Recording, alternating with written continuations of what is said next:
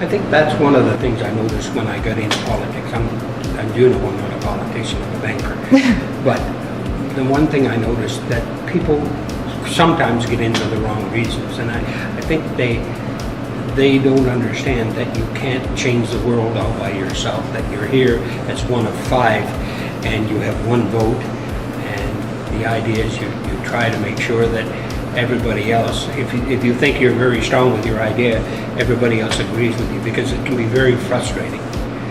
Because if you're the only one saying yes. Personally, I think if anybody's interested in doing it, and I think people should be, I think what they should do is make sure they get out to a few of the council meetings beforehand, just to get an idea of what happens and how it actually is working.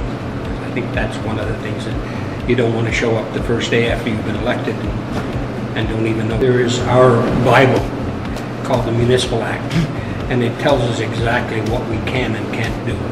And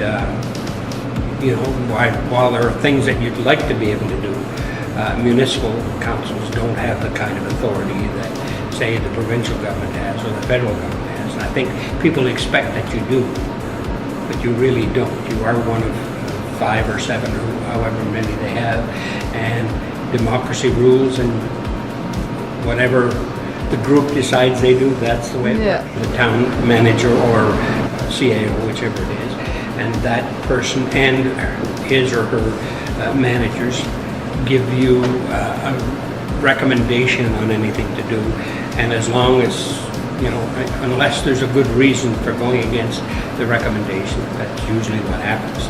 And because that would be frustrating for them. You hire specialized people, and if they can't get their job done, usually the first year people come in thinking that they're going to change the world, and after the first year you look at it and say, maybe I'm not going to be able to do that. Like the provincial and federal government, we have bureaucrats, and the bureaucrats are generally the ones that get the work done anyway, not the politicians. I can say that, but and there's no doubt that it is a frustrating job. It really is, especially if you're not thick-skinned.